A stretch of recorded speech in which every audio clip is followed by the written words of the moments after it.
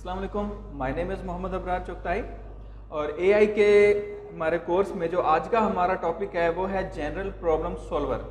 ठीक है, तो देखते हैं जनरल प्रॉब्लम सॉल्वर क्या है कि 1956 में आर्टिफिशियल इंटेलिजेंस में जो फर्स्ट अटेम्प्ट किया गया, ठीक है, एलन नोबल और हर्बर्ट ने, वो क्या था, उन्होंने एक कंप्यूटर प्रोग्राम क्रिएट किया, ठीक है, और उसको उन्होंने नाम दिया जनरल प्रॉब्लम सॉल्वर। ठीक है, और क्या किया कि this program was design to solve any problem that could be presented in the form of mathematical formulas. ठीक है, कोई भी प्रॉब्लम था, ठीक है, कोई भी इशू था, उसको सॉल्व करने के लिए उन्होंने ये प्रोग्राम जो है क्रिएट किया। ठीक है, अब हम देखते हैं कि इसका गोल क्या था। ठीक है, the goal was to make it work as a universal problem solving machine. ठीक है, हालांकि उससे पहले भी क्या था, कंप्यूटर प्रोग्राम्स थे। ठीक है, ये नहीं है कि ये पहला था, इससे पहले कोई और प्रोग्राम नहीं थे, लेकिन एआई के पॉइंट ऑफ व्यू से ये फर्स्ट था। ठीक है, लेकिन जो पहले थे वो क्या होते थे कि कोई एक प्री डिफाइंड टास्क जो है उसी को वो परफॉर्म करते थे। जिस एक प्रोग्राम है वो एक ही टास्क, हमेशा एक ही टास्क परफॉर्म करेगा। ठीक है, अब जनरल प्रॉब्लम सॉल्वर जो इन्होंने बनाया, जीपीएस जो बनाया, उसमें क्या किया गया कि वो कहते हैं कि एक ही तरह के डिफरेंट प्रॉब्लम्स को सॉल्व किया जा सके। ठीक है, तो अब उन्होंने इसके लिए एक लैंग्वेज भी क्रिएट की। उस लैंग्वेज का क्या नाम है, इंफॉर्मेशन प्रोसेसिंग लैंग्वेज। अच्छा, फिर क्या है, the problem solving behaviour involves mean ends analysis. ठीक है, इसको हम बाद में डिस्कस भी करेंगे, अलग से एक पूरा लेक्चर होगा इस पर, मीन एंड एनालिसिस पर। अभी मीन एंड एनालिसिस क्या था कि जो एक प्रॉब्लम था उसको सब प्रॉब्लम्स में डिवाइड करके फिर उसको सॉल्व किया गया गोल्स को अचीव करने के लिए। ठीक है, अब देखते हैं कि प्रॉब्लम सॉल्विंग विद जीपीएस, किस तरह से हम जीपीएस को यूज करते हुए कोई एक प्रॉब्लम सॉल्व करते हैं। ठीक है, उसमें हमारे पास 3 स्टेप्स हैं कि हम इन 3 स्टेप्स को फॉलो करते हुए कोई भी प्रॉब्लम जीपीएस के थ्रू सॉल्व कर सकते हैं। तो हमारा फर्स्ट स्टेप क्या है, डिफाइन द गोल्स। सबसे पहले आपने क्या करना है, अपना गोल डिफाइन करना है कि हमने जो प्रॉब्लम सॉल्व करना है वो एक्चुअली प्रॉब्लम है क्या, जो हमें सॉल्यूशन चाहिए वो सॉल्यूशन क्या होगा। ठीक है, तो हम डिफाइन कर लेते हैं कि हमारे पास गोल क्या है कि हमें स्टोर से मिल्क लेके आना है। ठीक है, जो नेक्स्ट स्टेप है वो है डिफाइन द प्री कंडीशंस। अब प्री कंडीशंस क्या है कि आप पहले से कुछ कंडीशंस भी डिफाइन कर लेंगे। ठीक है, कि ये कंडीशंस फुलफिल होनी चाहिए, तभी हम क्या कर सकते हैं, गोल को अचीव कर सकते हैं। अब यहां पर क्या है, these preconditions are reference to the goal. ठीक है, उस गोल को अचीव करने के लिए ही ये हमें कंडीशंस फुलफिल करनी पड़ेंगी, ये हमें चाहिए होंगी। To get milk from the store we need to have a mode of transportation and the grocery store should have milk available. यहां पर क्या है, ये 2 प्री कंडीशंस हैं कि हमें स्टोर से मिल्क लेने जाना है, तो उसके लिए हमारे पास जाने के लिए कोई ना कोई ट्रांसपोर्टेशन मोड भी होना चाहिए कि हम कैसे जाएंगे। ठीक है, और दूसरा ये कि जिस स्टोर पर हम जा रहे हैं मिल्क लेने, वहां पर मिल्क अवेलेबल भी होना चाहिए। ये 2 प्री कंडीशंस जो हैं सेट कर ली। उसके बाद क्या है, थर्ड स्टेप में डिफाइन द ऑपरेटर्स। अब ऑपरेटर्स क्या हैं, if my mode of transportation is a car, ठीक है, and if the car is low on fuel then we need to ensure that we can pay the fueling station। ठीक है, कि हमारे पास क्या है, अगर हम कार पर जाना चाहते हैं और हमारे पास कार में फ्यूल नहीं है, तो हमें क्या है, फ्यूल स्टेशन पर जाते हैं तो वहाँ से हमें फ्यूल भी मिलना चाहिए और हमें फ्यूल स्टेशन पर पे करने के लिए क्या है, पैसे भी हमारे पास होने चाहिए। यहाँ ऑपरेटर क्या है, आपके पास मनी, कि आपको पास फ्यूल स्टेशन पर पे करने के लिए क्या है, पैसे भी होने चाहिए, और जो स्टोर पर मिल्क के अगेंस्ट पे करना है वो पे करने के लिए भी आपके पास पैसे होने चाहिए। ठीक है, अब यहाँ पर क्या बताते हैं कि ऑपरेटर क्या है, an operator takes care of the conditions and everything that affects them. वही बात है कि जो कंडीशंस हमने पहले से डिफाइन की हैं उनको फुलफिल करने के लिए क्या है, हमें ऑपरेटर चाहिए। अब कंडीशंस क्या थी कि स्टोर के पास जब हम जाते हैं तो वहाँ पर मिल्क भी होना चाहिए और हमारे पास कोई ना कोई ट्रांसपोर्टेशन मोड भी होना चाहिए। तो हमारे पास ऑपरेटर्स क्या थे कि अब कार के लिए हमने फ्यूल डलवाना है तो हमारे पास फिर पैसे भी होने चाहिए। अब मिल्क लेना है तो स्टोर पर मिल्क तो अवेलेबल है, लेकिन मिल्क परचेज करने के लिए हमारे पास पैसे भी होने चाहिए। Okay, it consist of actions, preconditions and the changes resulting from taking actions. ठीक है, तो अब क्या है, चेंजेस कैसे आ रही हैं देखते हैं। In this case the action is giving money to the grocery store. हमारा एक्शन क्या है कि हम मनी ग्रोसरी स्टोर पर या फ्यूल स्टेशन पर दे रहे हैं। अब क्या है, upon you having the money in the first place which is the precondition, by giving them the money you are changing your money condition which will result in you getting the milk. ठीक है, हमने जब money दी, ठीक है, तो हमें क्या मिला, मिल्क मिला। ठीक है, तो इस तरह से हमने इसको फुलफिल किया। अब यहाँ पर देखते हैं कि जो जनरल प्रॉब्लम सॉल्वर उन्होंने प्रपोज किया उसका की पार्ट क्या था। उन्होंने कहा कि जी इसका की पार्ट जो है वो है फिजिकल सिंबल सिस्टम हाइपोथेसिस। ठीक है, PSSH।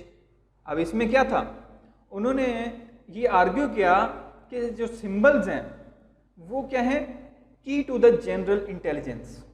ठीक है, यहाँ पर सिंबल्स को कह रहे हैं कि यूज करते हुए ये सारा प्रोसेस जो जनरल प्रॉब्लम सॉल्विंग का है इसको वो कर रहे हैं। अब क्या है, if you could get a program to connect enough of these symbols then you would have a machine that behaves in a way similar to the human intelligence। अब क्या है कि हम अब ह्यूमन इंटेलिजेंस से वो उसको किस तरह से रिलेट कर रहे हैं कि जिस तरह इंसान चीज़ों को देखकर परसीव करते हैं कि हमने क्या देखा। अब देखने के बाद हमारे माइंड में कुछ आता है कि जो चीज़ हमने देखी है वो क्या चीज़ है, ठीक है, और किस लिए यूज़ होती है। तो मशीन भी क्या करेगी, इसी तरह कुछ सिंबल्स को डिटेक्ट करेगी, देखेगी और फिर परसीव करेगी कि जो उसने डिटेक्ट किया वो क्या चीज़ है और उसको इसके अगेंस्ट किस तरह से रिस्पॉन्ड करना चाहिए। अब देखें, अब क्या कहा है कि symbols play a big role in how we interact with the world. ठीक है, when we see a stop sign, ठीक है, जब भी कोई हम स्टॉप साइन देखते हैं तो हमें क्या है, हमारे माइंड में ये आता है कि अब हमने यहाँ पर रुक जाना है। इसी तरह जब हम कोई कैट देखते हैं तो हमें पता है कि ये क्या है, a small free feline that moves. ठीक है, उसके बाद क्या कि जब भी हम कोई चेयर देखते हैं, ठीक है, तो हमें पता होता है कि ये कोई ऐसा ऑब्जेक्ट है जिस पर हम क्या करते हैं, बैठते हैं। इसी तरह कोई खाने की चीज़ देखी है, सपोज हमने सैंडविच देखा है तो हमें पता है कि कोई ऐसी चीज़ है जिसको खाया जाता है। Okay, we seems to be using symbols more and more each day। ठीक है, कि हम डेली लाइफ में भी देखते हैं तो यही चीज़ें कि हम चीज़ों को देखते हैं, सिंबल्स डिफरेंट चीज़ें हैं। अब चेयर का एक सिंबल है, चाहे उसकी शेप कुछ भी हो, कोई चेयर किसी तरह से बनी होती है, कोई किसी तरह से बनी होती है, लेकिन एक सिंबल है कि चेयर इस तरह से होती है। हम उसको देखते हैं तो ये परसीव करते हैं कि ये चेयर है। अब जो है, Noel and Simon argued that creating enough of these connections to symbols would make machines behave more like us। तो उन्होंने कहा कि ये सिंबल्स के जरिए से ही, सिंबल्स के साथ इंटरेक्शन करके ही मशीन्स जो हैं वो इंसानों की तरह से बिहेव कर सकती हैं। ठीक है, परसीव कर सकती हैं चीज़ों को। तो उसके बाद क्या हुआ कि 1980 में एक फिलोसोफर आए, जॉन सर, उन्होंने आर्ग्यू किया कि जो मशीन्स हैं, ठीक है, सिंबल्स के ज़रिए से, जो सिंबल्स को वो कह रहा है कि इंटेलिजेंस का जो बेस है ये नहीं बनाना चाहिए। सिंबल्स के ज़रिए से जो उन्होंने आर्ग्यू किया था पहले कि सिंबल्स जो हैं वो हमारे पास मशीन्स के लिए इंटेलिजेंस की एक की था, तो वो कहते हैं ये ऐसा नहीं है। ठीक है, 1980 में उन्होंने क्या कहा कि अपने उस फिर आर्ग्यू को सपोर्ट करने के लिए उन्होंने क्या कहा कि सिंबॉलिक अप्रोच के अगेंस्ट एक एक्सपेरिमेंट उन्होंने क्रिएट किया, ठीक है। उस एक्सपेरिमेंट को क्या नाम दिया गया? Chinese room argument. अब देखते हैं ये चाइनीज रूम आर्गुमेंट क्या चीज़ है। उन्होंने कहा कि आप ये इमेजिन करें कि एक रूम में आप हैं, ठीक है, और कोई विंडो नहीं है, जस्ट एक होल है जिसके ज़रिए से कोई जो है कागज़ जो है या कोई रिटर्न जो चीज़ है वो पास की जा सकती है, ठीक है। आपके पास क्या है? एक बुक है जिस पर सारे जो है चाइनीज़ में करैक्टर्स उस पर मौजूद हैं, ठीक है। उस पर सारा जो जिस तरह कह देते हैं कि डिक्शनरी हम कह सकते हैं कि वो चाइनीज़ लैंग्वेज की एक बुक आपके पास मौजूद है और उस रूम में कुछ ऑब्जेक्ट्स हैं, ठीक है, और आपको चाइनीज़ नहीं आती, ठीक है। अब जो है आपने क्या करना है कि आपने उस बुक में से मैच करके वो करैक्टर्स परसीव करने हैं कि ये कौन सा करैक्टर है। अब देखें, और उस रूम के बाहर कोई ऐसा बंदा है जो चाइनीज़ है, जिसको चाइनीज़ लैंग्वेज आती है, ठीक है, वो आपको पेपर के ऊपर कुछ लिख कर उस डोर स्लॉट के थ्रू पास करता है। आपको ये नहीं पता कि उसने क्या कुछ कहा है। आप क्या करते हैं कि उस बुक में से उसको मैच करते हैं कि ये क्या चीज़ है और उसके अगेंस्ट आप उसको रिस्पॉन्स देते हैं, ठीक है। तो ये क्या है कि ये एक बहुत ही लंबा प्रोसेस है, थका देने वाला है कि आपने पूरी बुक को देखना है कि कहाँ से मैचिंग हो रही है।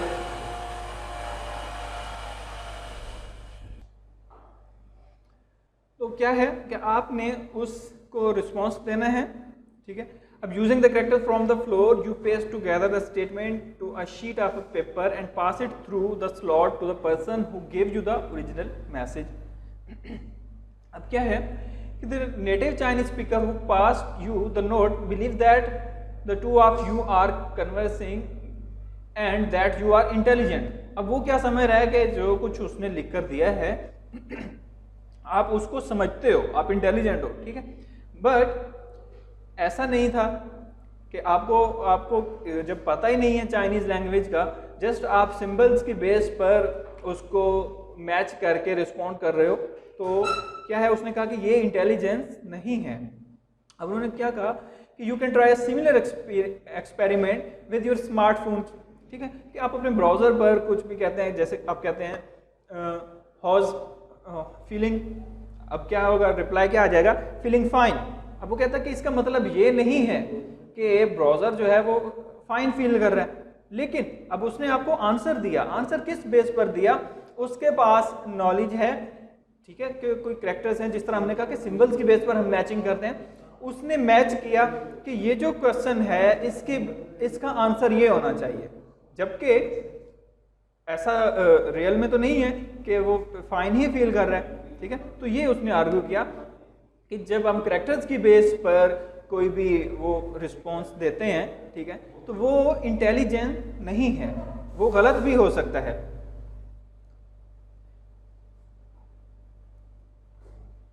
अब जो था ये जो सिंबॉलिक हमारे पास अप्रोच थी, इसका जो एक ड्रॉबैक है वो क्या है कि हमारे पास बहुत ज़्यादा कम्बिनेशन होने चाहिए। डेफिनेटली हमने एक सिंबल है उसको कम्बिनेशन उसके देखने ना कि ये जो हमारे पास क्वेश्चन आया है इसके क्या क्या आंसर्स हो सकते हैं, हमें किस किस तरह से हम इसको रिस्पॉन्स दे सकते हैं। अब क्या है कि हमारे पास बहुत ज़्यादा कम्बिनेशन होने चाहिए, जो कि एक क्या कर रहा है डिफिकल्ट भी है और उसको मैचिंग जो है ये भी एक लंबा प्रोसेस हो जाता है। अब यहाँ पर क्या है, just imagine the variety of question that people can ask and all the different responses to single question, ठीक है, कि एक ही क्वेश्चन जो है वो डिफरेंट तरीकों से किया जा सकता है, लेकिन उनका आंसर क्या है वो सेम होना चाहिए, ठीक है। In the Chinese room example you would have an ever growing book of possible inputs and outputs which would take you longer and longer to find the correct response। क्या है कि आपके पास, अब जैसे ये एक्सपेरिमेंट किया गया, वो कहता है कि आपके पास एक बुक भी होनी चाहिए, ठीक है, कि जिसमें वो सारी पॉसिबल इनपुट्स भी हों, जो क्वेश्चन किया जा रहा है वो भी हो, और उनका रिस्पॉन्स किस तरह से देना, आउटपुट क्या देनी है, वो भी सारी चीज़ें आपके पास मौजूद होनी चाहिए, ठीक है। अब फिर क्या है कि सारे इन चैलेंजेस के बावजूद जो सिंबॉलिक रीजनिंग है ये 25 ईयर्स तक जो है ये एप्लीकेबल रही। ठीक है, तो ये था आज का हमारा लेक्चर, जिसमें हमने एक ओवरव्यू लिया है कि जनरल प्रॉब्लम सॉल्वर क्या चीज़ है। तो नेक्स्ट लेक्चर में नए टॉपिक के साथ मिलते हैं। अल्लाह हाफिज़।